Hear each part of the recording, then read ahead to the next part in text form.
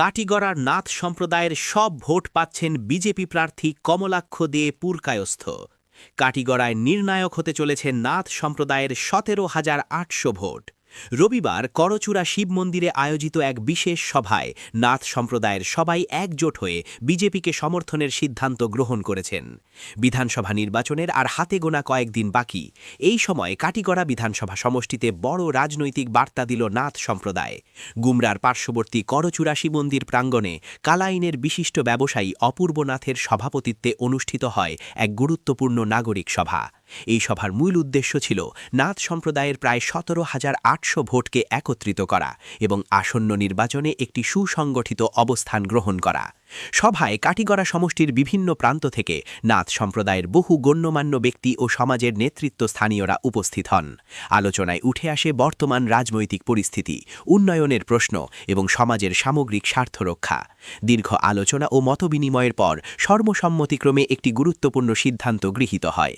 উপস্থিত সকলেই একমত হন যে আগামী বিধানসভা নির্বাচনে নাথ সম্প্রদায় ঐক্যবদ্ধভাবে ভারতীয় জনতা পার্টিকে সমর্থন জানাবে। সভায় আরও উল্লেখ করা হয়, এই 17,800 ভোটই কাটিগড়া সমষ্টির নির্বাচনে নির্ণায়ক ভূমিকা পালন করতে পারে।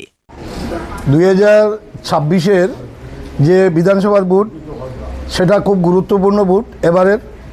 এবং আজকে আমরা এখানে বিভিন্ন গ্রাম, কাটিগড়ার বিভিন্ন গ্রাম থেকে আমাদের যারা মুরব্বীরা রয়েছেন এরা এখানে সমবেত হয়েছেন যে আগামী 9 তারিখে যে ভোট দেওয়া হবে সেই ভোট নিয়ে আমাদের মধ্যে আলোচনা হয়েছে। তো একটা কথা হলো, বিগত যে ইলেকশন হয়েছে সেই ইলেকশনে আমাদের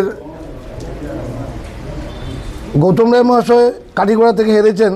তারপরে একটা কথা উঠেছিল যে নাথরা এখানে ভোট দেয়নি। তো এটা খুব দুঃখের বিষয়। নাথরা সবসময় বিজেপিকে ভোট দেয়, হয়তো কিছু সংখ্যক না কংগ্রেসে আছে, যেমন আমিও ছিলাম, আমিও বিজেপিতে এসে গেছি। আর আগামীতে যে ভোট হবে সেই ভোটটা, আমাদের ভোটটা একটা নির্ণায়ক ভূমিকা পালন করবে এবং যাকে দেওয়া হবে আমরা একটা সিদ্ধান্ত নিয়েছি, সেটা প্রায় প্রকাশও হয়ে গেছে।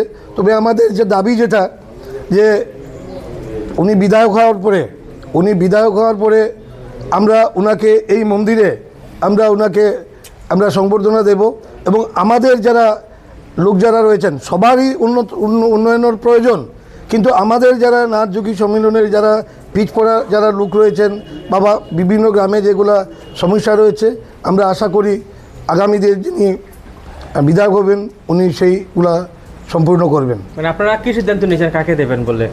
দেখুন, এখানে একটাই কথা, যে সুনামি চলছে, সেই সুনামিতে আর কিছু বলার কোনো প্রয়োজন হয় না, একই জায়গায় সেই সুনামিটাই যাবে। নাম প্রকাশ করেন। আজকের কাটিগড়ার বিধানসভার অন্তর্গত প্রায় 22টা গ্রামের সব মুরব্বীরা আমরা এখানে উপস্থিত হয়ে যে আমরা একটা সভা করেছি। এই সভার মাধ্যমে আমরা সবাই একমত যে আমাদের যে 17,826টা ভোট, যে নাথ যোগী ভোট, সেই ভোটটা একটা নির্ণায়ক ভোট।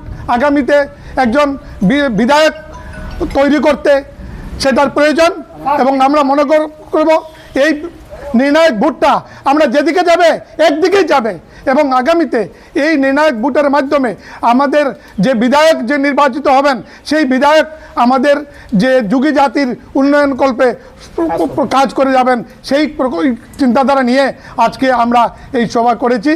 আর এই সভার মুখ্য উদ্দেশ্যই মূলত এটাই।